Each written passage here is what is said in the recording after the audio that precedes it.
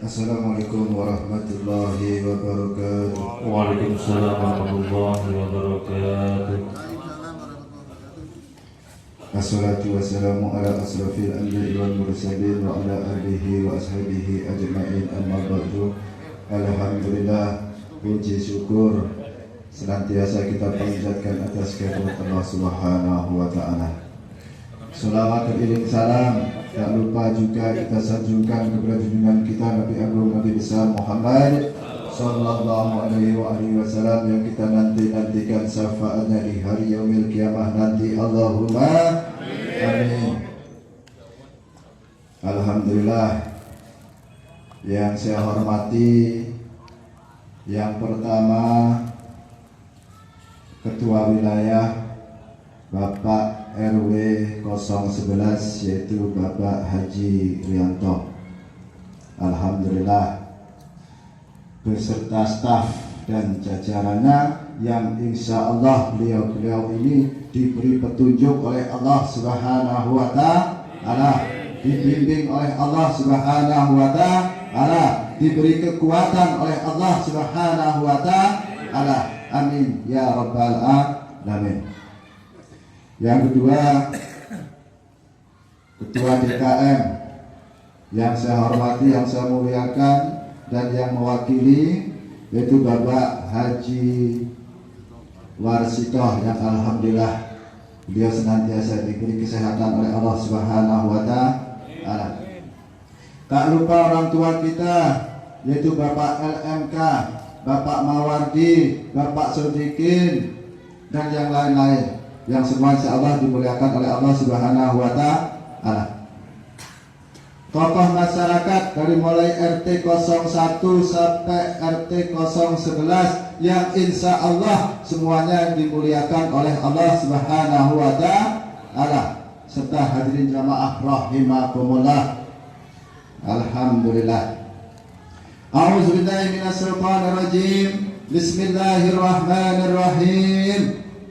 Ya ayuhan nasu inna khalaqnakum min zakari wa unsa wa ja'alnakum syu'uban wa qabaila lita'arafu inna akramakum indallahi atqakum innallaha alimun khabir. Kata Allah di dalam surah Al-Hujurat ayat 13, wahai manusia yang dipanggil semua manusia apapun bangsa dan sukunya, laki-laki maupun wanita manusia, sesungguhnya kami menjadikan kalian berbangsa-bangsa dan bersuku-suku agar kalian saling mengenal, saling akrab, saling pengertian, saling bekerja sama. Karena orang tidak bisa hidup sendiri tanpa orang lain. Antara manusia laki-laki maupun perempuan itu adalah yang paling bertakwa, paling taat karo Gusti Allah. Jadi apapun suku bangsanya maupun golongannya, hanya yang paling bertakwa, sing paling mulia di hadapan Allah Subhanahu wa taala. Dan sesungguhnya Allah itu maha teliti terhadap apa yang kita kerjakan. Santai je Pak je, santai. Ini jaluk sing monggo Pak, hadir monggo. Pirang menit iki Pak dikit biasa nih. Rong dino? Wah, tempor. Jaluk sing serem apa sing lucu?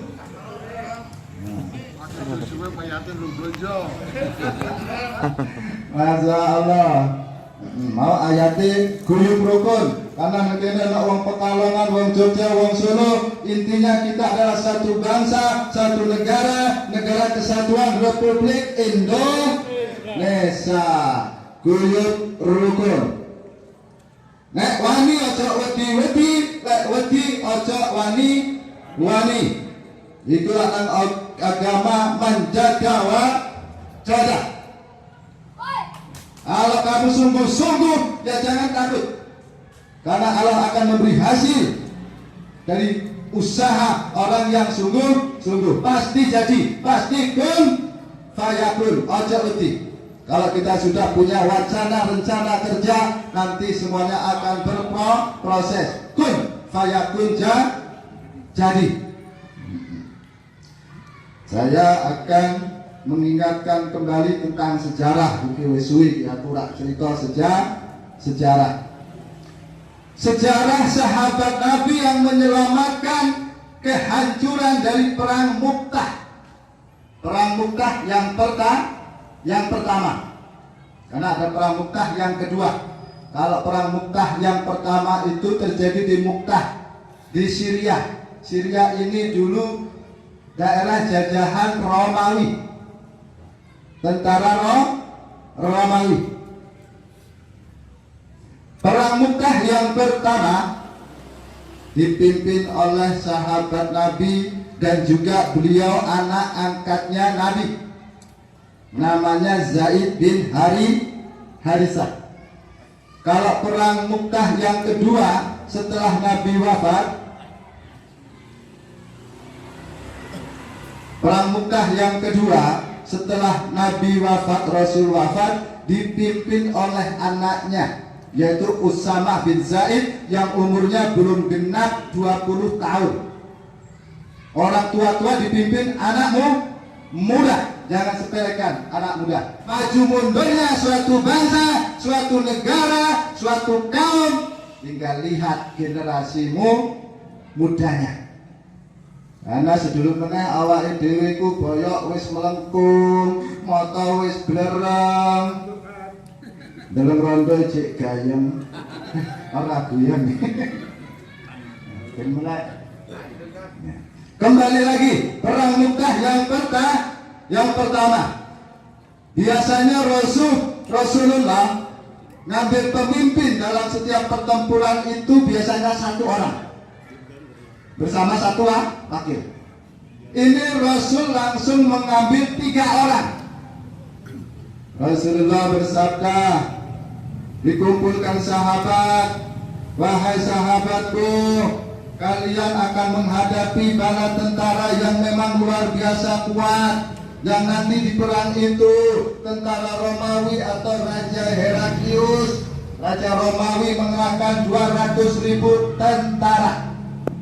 Gak seimbang. Kalian akan dipimpin yang pertama oleh Zaid bin Harisah.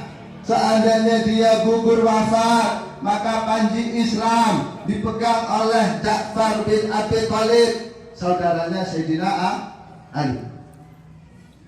Seandainya Ja'far juga wafat, maka panji Islam, saya tidak menyebutnya bendera, tapi panji Islam, maka akan dipegang oleh sahabat Abdullah bin Rawaha.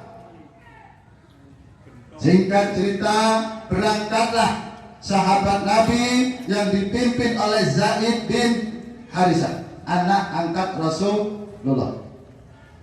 Berangkat nyampe di Mu'tah, ketemu pasukan yang cuma beberapa ribu melawan 200.000 dan langsung dipimpin oleh Raja Romawi Heraklius. Nah, makanya lak wong Islam iku nek wedi aja wani-wani, lak wani aja wedi, nek wedi ndelik. Karena orang Islam semboyannya satu, jihad fi sabilillah. Betul tempe nampasan rakati anak bojo ya diniati jihad. Berjuang. Bangun masyarakat juga diniati jihad. Berjuang lillahi ta'ala. Yakin Allah boten sarik, Gusti Allah tidak tidur. Nyatane Pak Ustaz bangun gedung 4 lantai orang di duit ditukangi dhewe dadi ngadeg dengan izinnya Gusti Allah dan di duit, tapi dengan izin Allah, karena Allah tidak tidur. Boten sari, niatkan yang bersih, pasti Allah akan nolong kalian. Ketemu Pak di perang Mu'tah, tentara yang tidak seimbang. Pertempuran pertama sahabat Zaid bin Harisah maju bertempur karena mengharapkan surganya Allah Subhanahu wa taala, bukan duit. Anak sing bayar. Kakek nenek kita dulu berjuang pra kemerdekaan, sebelum merdeka gak ono sing bayar. Negarane urung ono. Sapa sing arep bayar?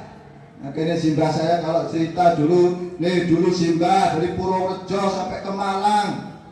Kalau Pak Dirman itu, Panglima Jenderal Sudirman, nemu pisang mentah itu setandan mentah, ya Pak. Diganyang gue bareng, sedih Pak, sedih. Kita kalau berangkat kalau amplop ini, rak mangkat, ada ustadz itu rak doyan amplop, mau ngisi di sini wajib. Itu orang tua kita dulu, minimal kita kenal sejarah. Saiki dhewe wis kepenak, Pak. Ora diancam bahaya bom, tidak diancam bahaya perang. Paling perang kok medsos, wajar. Karena dunia medsos. Ya. Akhirnya sahabat Zaid bin Harisah gugur, terbunuh. Maka langsung diambil oleh sahabat Ja'far bin Abi Thalib. Ini saya nangis kalau lihat Ja'far bin Abi Thalib yang perangainya mirip dengan Rasulullah, keponakannya, saudaranya Sayyidina Ali bin Abi Thalib. Ketika bertempur, tangan Ja'far patah oleh pedang, tapi masih tidak menyerahkan benderanya, tidak menyerahkan panjinya, dipegang tangan satu untuk memimpin, ditebas lagi, patah. Dua-duanya patah, tapi tidak mau menjatuhkan panji Islam. Dengan kedua tangan yang patah, dirangkulnya panji itu, ditebas lagi punggungnya, lehernya, kakinya, tidak mau melepaskan sampai tertungkul, dipegang. Dan setelah perang sahabat mengambil jenazahnya yang dihitung lukanya ada 90 luka. Ada tombak nusuk, ada pedang nusuk, ada sayat dan sabetan pedang. Ya Allah, sahabat Nabi yang bela kita sehingga kita masih bisa sujud di keramik yang indah ini. Dulu perjuangannya seperti itu. Saudaraku, diambillah oleh sahabat Abdullah bin Rawaha, dikibarkan, jangan takut, janji Allah, la tukhliful mi'ad, Allah nggak pernah ingkar janji. Kalau manusia banyak ingkar janji, Allah nggak pernah ingkar janji. Yakin Pak, sekecil apapun ibadah kalian bakal dihitung sama Allah. Jangan takut, terang-terangan atau sembunyi, karena Allah Maha melihat. Jangan takut kalau sudah Bismillahirrahmanirrahim. Jangan takut, itu kekuatan. Makanya Al-Quran 30 juz 114 surah diawali dengan kalimat basmalah, Bismillahirrahmanirrahim, kecuali surah At-Taubah. Awali hidup dan kehidupanmu, perjuanganmu dengan rahmat dan kasih sayangnya Allah Subhanahu wa ta'ala. Makanya Islam berkembang sampai ke seluruh dunia bukan karena pedang, tapi karena kasih sayang. Itu Bismillahirrahmanirrahim. Maka Abdullah bin Rawaha mengibarkan panji Islam, maju, walaupun engkau sedikit, maju. Surga nanti kita, surga menanti kita. Kata Abdullah bin Rawaha, rangkak tak seimbang, 200.000. Kita kalau musuhnya nggak seimbang kan tawuran musuhnya kan golek kocok sih, golek tonton di enggak ini maju. Akhirnya Abdullah bin Rawaha pun gugur Pak. Kaum muslimin sudah jumlahnya sedikit, gak ada yang mimpin, kocar kacir. Makanya kalau kita punya pemimpin walaupun tidak baik, itu lebih baik timbang gak ada pemimpin. Apa meneh pemimpinnya apik, harus didukung. Contoh orang sholat jamaah, kita datang yang paling pintar datangnya belakang, Tadi ditungguin yang Peter nggak datang, imamnya mungkin kurang fasih tajwidnya. Ngikut aja, nggak boleh dijelekkan. Tuh, imamnya orang sido orang melu. Karena sholat itu inna sholati wa nusuki wa mahyaya wa mamati lillahi rabbil alamin. Kalau ada yang mimpin, pemimpin itu punya tanggung jawab. Makmum masyarakat juga punya tanggung jawab masing-masing. Sing paling abot iku pemimpin termasuk kabeh dhewe iki pemimpin. Yang pertama mimpin dirinya sendiri, yang kedua mimpin keluarganya. Sing urung duwe bojo ya golek sih cepat-cepat. Lalu Abdullah bin Wahab gugur. Kira-kira kepiye iki? Wong wis enek sing mimpin. Tetapi ada sahabat Nabi, orang baru masuk Islam. Ini saya termotivasi dengan sahabat satu ini. Dialah Khalid bin Walid. Khalid bin Walid ini dulu yang mengalahkan Rasulullah di perang Uhud. Ketika dia masuk Islam, ini pedang saya ya Rasulullah, yang dulu aku dengan pedang ini mengalahkan engkau di bukit Uhud. Diambil sama Rasulullah, dibacakan doa, dikasihkan lagi, wahai Khalid, pimpinlah Islam, bersamalah kami, engkau berjuang membela Islam dengan pedangmu ini. Makanya pedangnya Khalid ini lebih cepat dari mulutnya. Di dunia Islam terkenal pedangnya Khalid lebih cepat dari mulutnya. Kalau mulutnya bunuh, leher sudah lepas, ngomong belum selesai, lehernya sudah lepas. Khalid. Kalau Umar itu cambuknya lebih tajam dari pedang orang lain, itu Umar bin Khattab. Makanya sampai ketika Umar menjadi khalifah, itu semua kekuasaan Khalid bin Walid itu dihentikan. Karena dari zaman Nabi, zaman Abu Bakar, zaman Umar, ketika perang nggak pernah kalah, Pak. Sampai Umar khawatir, jangan-jangan ntar Islam itu menyebar kemana-mana gara-gara pedangnya Khalid. Dihentikan, kamu jangan mimpin perang lagi. Pedangmu lebih cepat dari ucapanmu. Nggak pernah kalah, karena Khalid itu punya semboyan. Jangan kau biarkan sedetik pun matamu tidur, hatimu tidur, senantiasa terjaga. Makanya zikir kalau tidur merem, kalau zikir kalau turu, Pak. Nafsu turu ya buat kan. Rondo melek, turu. Zikir turu. Khalid bin Walid. Tiba-tiba bendera nggak ada yang ngambil, masih di tangan Abdullah bin Wahab yang sudah gugur. Diambillah sama sahabat Sabit bin Arqam. Sabit bin Arqam ini kenal dan semua kaum muslimin kenal. Di antara prajurit itu ada seorang ahli perang, ahli strategi. Dialah namanya Khalid bin Walid. Dicarilah dengan kudanya, di mana tadi Khalid, di mana tadi Khalid.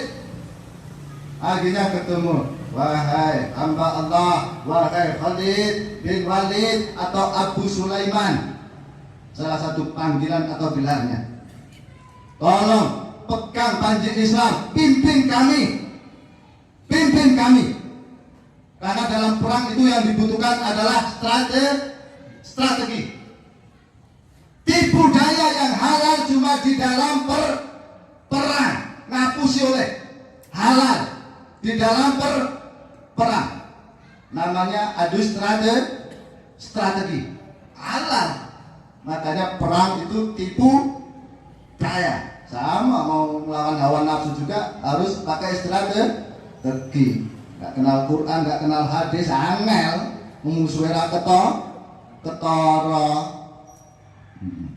Wahai Khalid, biarkan kami yang dipimpin oleh engkau. Gak apa-apa, walaupun engkau baru masuk Islam. Karena biasanya lawang anyar kan tembe anyar. Dan orang dulu itu memang seperti itu. Ya, lebih mengutamakan yang lebih dulu. Misalkan sahabat yang lebih dulu mengikuti perang Badar, misalkan, dia dimuliakan. Yang ikut hijrah ke Madinah dimuliakan. Karena apa? Berjuang di saat rekoso, akeh sing ora gelem Pak. Lah wis kepenak, ayo melu kepenak. Pas awal ini Pak, makanya Nabi memuliakan sahabat-sahabat pertamanya. Karena Pak Korban nanya, Nabi Umi nggak bisa baca, nggak bisa nulis, tetapi yang mengelilingi adalah orang-orang ahli. Sampai Rasulullah mengatakan serahkan segala sesuatu itu pada ahlinya. Umar bin Khattab dan Muawiyah bin Abu Sufyan ahli birokrasi, ahli tata negara, ahli ngatur masyarakat. Zaid bin Sabit juru tulis Rasulullah, Mus'ab bin Umair dialah diplomatnya Rasulullah, dan banyak panglima-panglima Rasulullah. Itu Rasulullah. Makanya orang itu akan hebat, tinggal kita lihat siapa yang mengelilingi. Orang bodoh kalau yang ngelilingin hebat, jadi hebat. Anak kecil saja dikeroyok temennya, depannya bapaknya, pamannya, pakdinya. Nih kalau berani mana? Melihat yang mengelilingin dari seperti itu. Nabi dikelilingi oleh sahabat-sahabat Nabi yang luar biasa, yang rela mengorbankan jiwa raganya. Itu sahabat. Makanya ada ciri-ciri sahabat. Jadi sahabat itu bukan menjerumuskan, sahabat itu membela. Apa jawaban Khalid bin Walid? Wahai sahabat Sabit bin Arqam, aku ini baru masuk Islam. Jangan-jangan pada nggak percaya, lawang orang baru. Betul, Anda orang baru di dalam Islam, di dalam barisan kami. Tapi siasat perangmu itu sudahlah lama. Ketika engkau menjadi kafir Quraisy dan mengalahkan Rasulullah di perang Uhud, akhirnya dipaksakan pegang nih anjing Islam. Akhirnya Khalid bin Walid mengambil itu, Sabit bin Arqam mengumpulkan sahabat, berbaiat sumpah setia akan ngikutin perintahnya Khalid bin Walid. Nah, makanya kalau kita punya pimpinan, belajar sami'na wa ata'na. Harus itu. Jangan jebur bareng lah orang. Kan anak si tanggung jawab. Apa itu sami'na? Dengarkan dulu, pahami dulu. Nah, jangan belum paham sudah tugas dilaksanakan, entar nggak sinkron. Dipahami dulu. Sami'un itu nama Allah yang maha mendengar. Dengarkan dulu, pahami dulu. Setelah engkau paham, baru taat, baru patuh, sehingga kita melaksanakan perintah itu dengan ilmu. Ya, taat rangge ilmu jenenge taklid, melu. Nah, ini si melu tok ora selamat. Tapi sing sami'na wa ata'na dengan alim sifat ilmu keilmuannya Allah, insya Allah selamat. Akhirnya semuanya dikomando oleh Khalid bin Walid. Di saat-saat kaum muslimin, tentara di perang Mu'tah jilid pertama ini mau habis, mau hancur. Ya, akhirnya dapat diselamatkan dengan strategi yang jitu. Khalid bin Walid memang dia ahli perang. Ya, sampai Rasulullah aja kalah. Padahal kaum muslimin di perang Uhud itu jumlahnya lebih banyak ketimbang pasukannya Khalid pada waktu itu. Malah kalah. Akhirnya sama Khalid bin Walid diatur. Sebagian kelompok besar mundur ke belakang, mencari ke sana untuk memecah gerombolan tentara Romawi. Akhirnya mereka terpecah, lari ke sana. Setelah yang di sana sudah siap, kita mundur. Yang sana lari ke sana. Ketika sudah mundur, yang di sana sudah siap maju. terus bergantian. Sehingga tentara Romawi berpikir, ini orang kok nggak habis, habis. Padahal orangnya itu doang. Di rolling, kamu lari ke sana bersama rombongan besar. Ntar yang ini ke sini. Sehingga mereka selalu berhadapan dengan orang baru. Wah, ininya pulang itu tentara Romawi itu. Pulang, hanya kita pulang tidak habis pasukan, masih bisa pulang ke Madinah, tapi tentara Islam, pasukan kaum muslimin tidak habis. Nah itu menyelamatkan pasukan dari kehancuran total. Khalid bin Walid.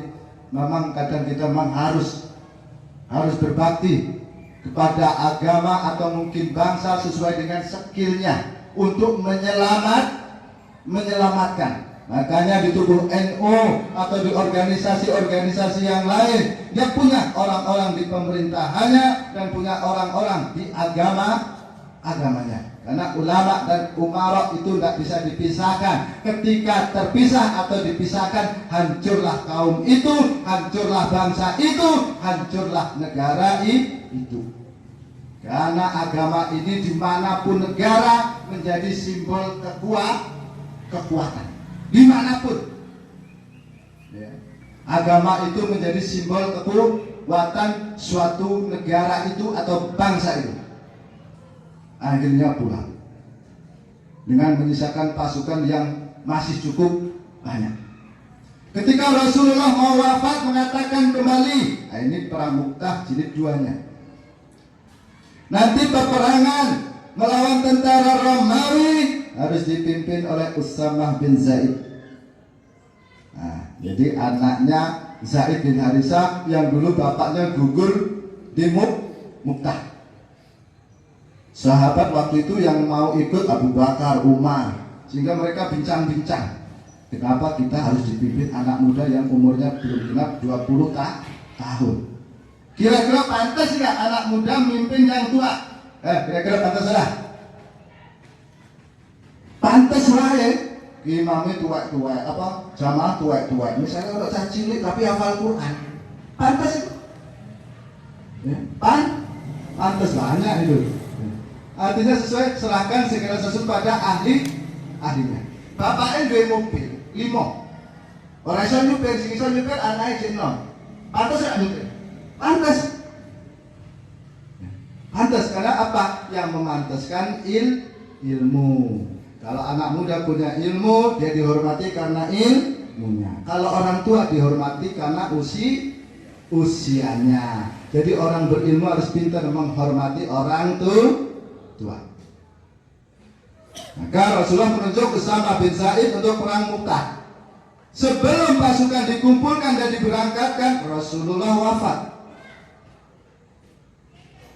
Khalifah pertama Abu Bakar tetap memberangkatkan Usamah bin Zaid. Nah, artinya itu mengandung pelajaran. Terkadang yang muda-muda ini perlu untuk digerakkan, dirangkul, karena mereka juga punya fungsi. Setelah dia tumbuh ilallahi taubatan nasuha. Nah itu hebatnya Rasulullah. Semua lapisan dirangkul. Nah jadi itu jam 11 kurang sedikit. Jadi sore Pak, pegang. Jadi intinya apa saudaraku? Kembali lagi, ya ayuhan nasu inna khalaqnakum min dzakari wa unsa wa ja'alnakum syu'uba wa qabaila lita'arafu. Kumpulnya kita setiap malam Jumat ini menjadi tali silaturahim, supaya kita saling kenal mengenal, supaya lebih akrab, supaya bisa gotong royong. Insya Allah kita semua di sini diberi perlindungan oleh Allah Subhanahu wa Ta'ala, karena mumpung kesempatan hidup kita masih ada. Ya ayyuhallazina amanu la tulhikum amwalukum wala auladukum an zikrillah wa may yaf'al dzalika fa ulaika humul khasirun. Wahai orang-orang yang beriman, janganlah harta bendamu dan anak-anakmu melalaikan kamu dari mengingat Allah. Barang siapa yang berbuat demikian, maka mereka itulah orang-orang yang rugi. Jadi hidup ini adalah kesempatan untuk kita berbuat baik. Insya Allah, Allah kembalikan kita kepada surganya Allah Subhanahu wa Ta'ala.